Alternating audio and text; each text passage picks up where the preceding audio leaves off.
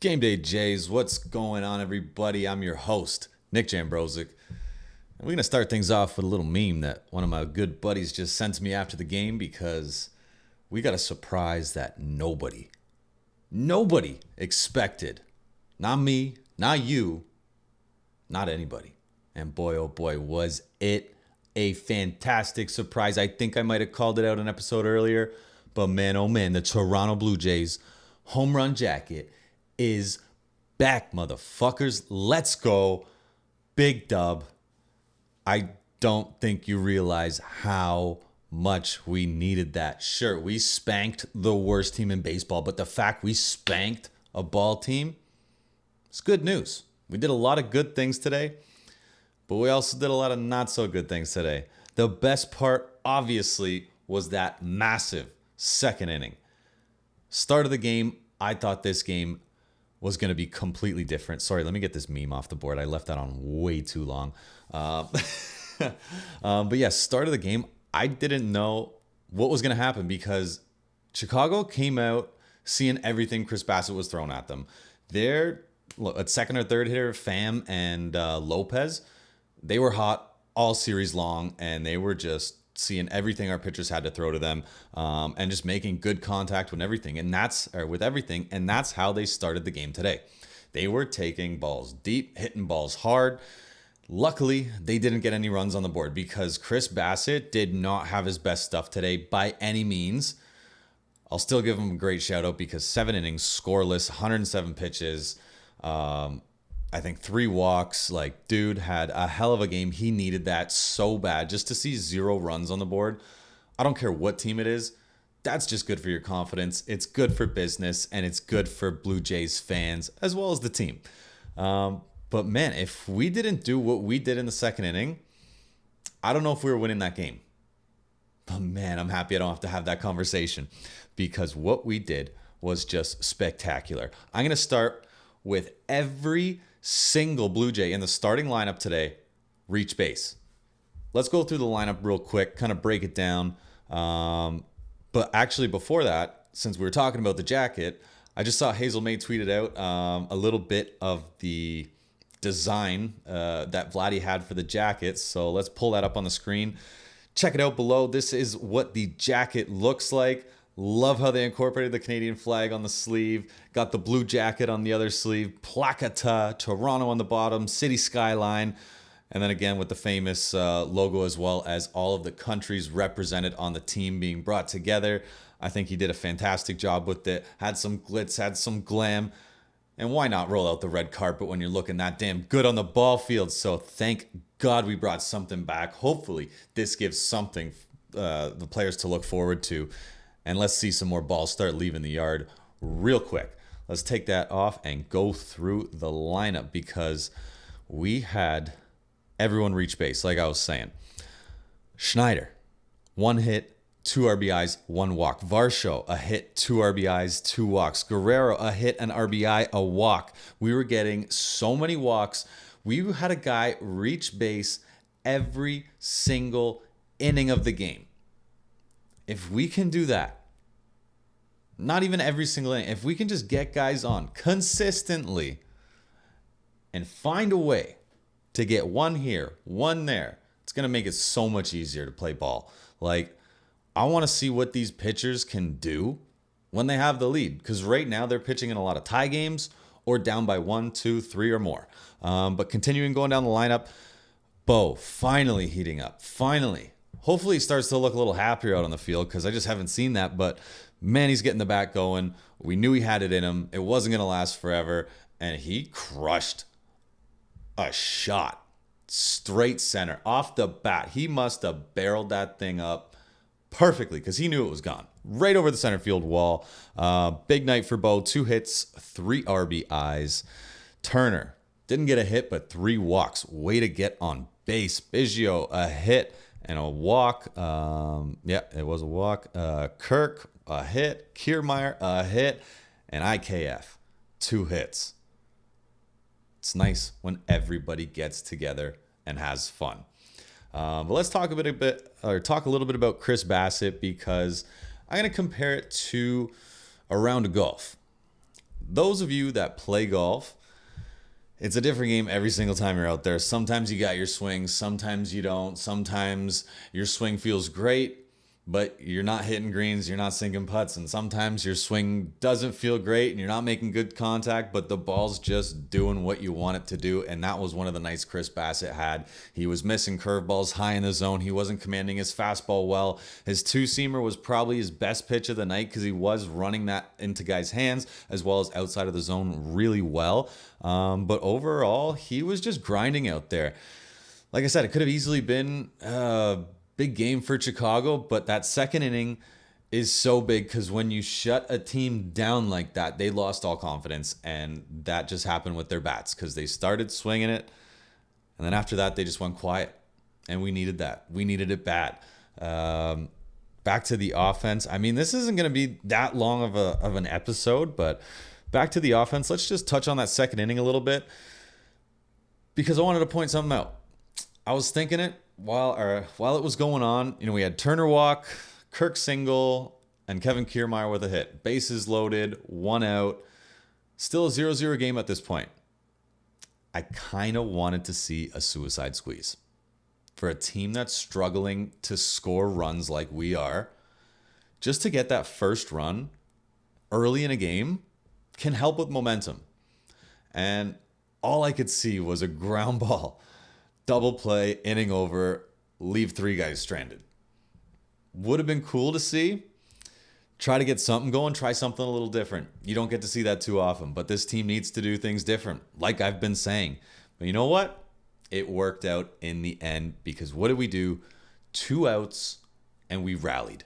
We freaking rallied. Davis Schneider started things off, and I got to say, before I even go into that, bottom of the order.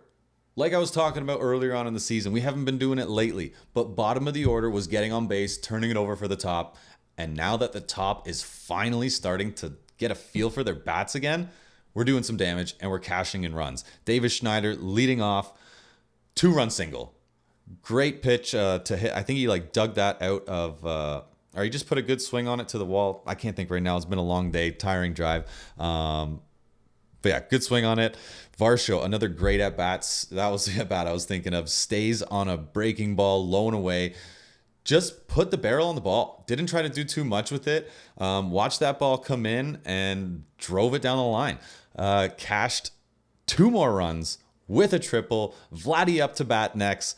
Hard hit single through the left side. 5 runs scored at that point. And then the man of the hour, Bo Bichette, getting to bring out that Barrio jacket once again. I still can't believe it's back. It's like the man, the myth, the legend. And all you other MLB teams, we started this trend. We took it away for I don't know what. But I see all of you guys, Seattle with the Trident, Baltimore with your beer funnel, and so on. We started it, and we're bringing it back, and we're doing it better than ever. Not only do we have the jacket, but we got the red carpet. But after Bassett had those first 2 innings, sorry, I'm going all over the place tonight, but after Bassett had those first 2 innings, he really started to find his groove. And, the confidence was just out of the Chicago White Sox bats, but he shut down 12 guys in a row. 12 guys in a row is impressive, no matter what way you slice it. That's going through the entire order and then some without guys reaching base. Going back to the offense, a little all over the place. Like I said, we got guys on every single inning. We're still struggling to, hit those meaty fastballs and, making play. It was good to see us finally doing stuff with breaking balls. We had a new pitcher on the mound that we've never seen before in Chicago. Tough for him. That's a tough game. Anytime I see a new pitcher in the league, I'm pitcher biased. I like to see guys do well, but never against us. So I'm happy that we got him out after the 4th inning. He's going to bounce back. We're most likely going to see him again in 5 days from now when we go to Chicago to play them next. But like they were saying during the game, I wish earlier on these guys started to take a bit more pitches. You've never seen any of his pitches before, especially early on in the lineup. It's baseball 101. You've never seen a guy, those first 3 guys up, you're taking pitches. You're letting the guys on the bench look at video, look at it in real time, And you want to see what this guy's got. You want to get some sort of idea before going into the batter's box blind. So that's one thing that they could have done. But we're making small improvements game after game, and we're just trying to make things work. So I was listening to Blair and Barker before the game, and they did not have a lot of good things to say. I had a long drive home. 15-minute drive turned into about an hour 40. So I had the Blair and Barker podcast going, and man, we're talking about blowing this team up right now. Same thing with what Kevin Gausman said in a recent interview. He said, let's pull this picture up. The reality is, if we don't play well, this team will not be together for much longer. And I agree with him wholeheartedly. We're not going to be together much longer if we don't keep playing well. Like Springer, it was good to see him have a night off. They were kind of talking about him too, because it's hard to know where a guy's at if you don't, or if he doesn't even know where he's at himself. So he's a guy that's been steadily declining ever since he left Houston. He had that good first year with us, and he's just struggling to find himself. So I wonder what's going on with him. Hopefully there's something that just clicks with him. I want to see him talking with more guys on the bench. JT's a vet. He'll be able to get along with him real well. Maybe he's got a tip or two for him. I'm sure they've been talking the entire year, but we really need Springer to start waking up. It was good to have him get a night off. So just that mental reset, and watching your team do this is just going to create that drive that much more.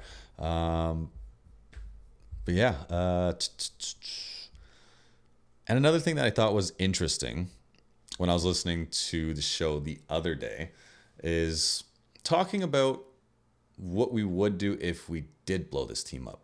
I know I'm getting a little negative now after just such a massive win, and I'm pumped. Like, we're going into Detroit, not a great team. Like, they're still better than us record-wise, but we can beat this team.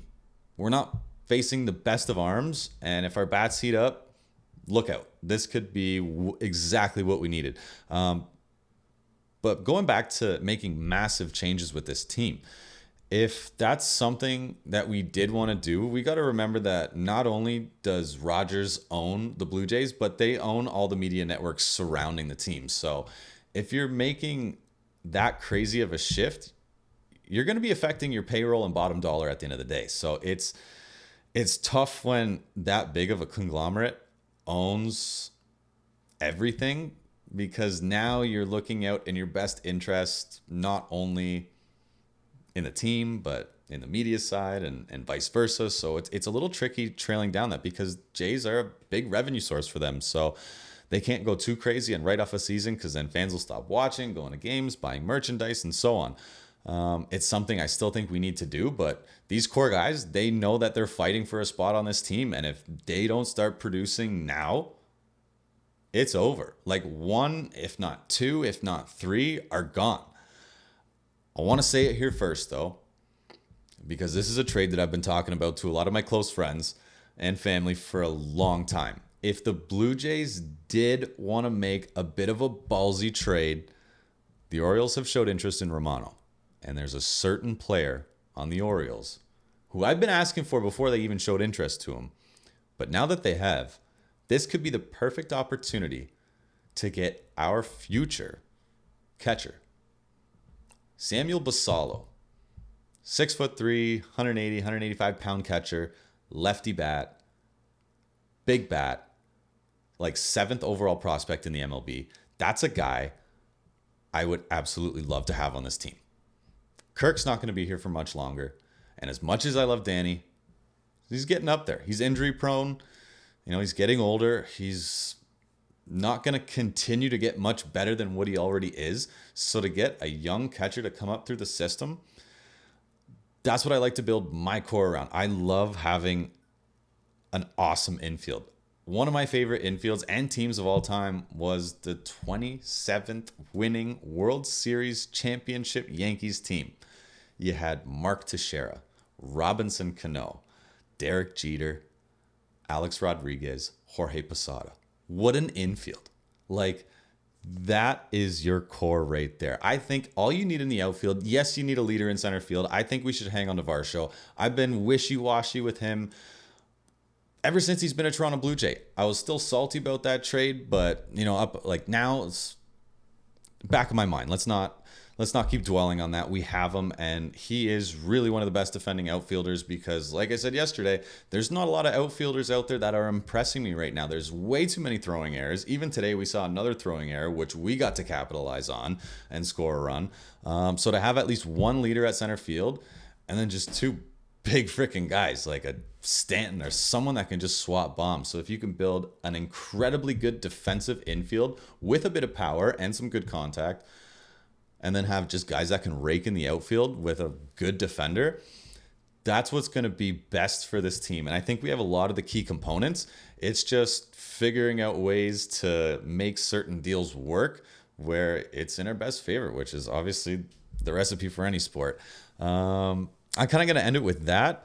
But like I said, this is a series win, first series win in a while. We got to see the home run jacket again. We got to see every single Blue Jay reach base. We got to see a lot of good things, but there's still stuff to improve on. So these guys are going to keep it going. This is huge for them. We're off to Detroit tomorrow, a little earlier game time.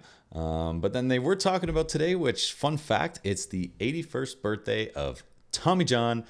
And I kind of got a little bit of a connection with that guy because I did have Tommy John myself. You can see the scar right there. So happy birthday, Tommy John. All the best to you. Hope he's still alive, actually. Never even checked that. But let's end on that. Thank you again for watching. Appreciate the recent comments, recent likes. And let's keep getting these views up. Let's keep talking baseball. And let's have some fun this season. Let's hope this isn't the end and we keep fighting. Have a good one, guys.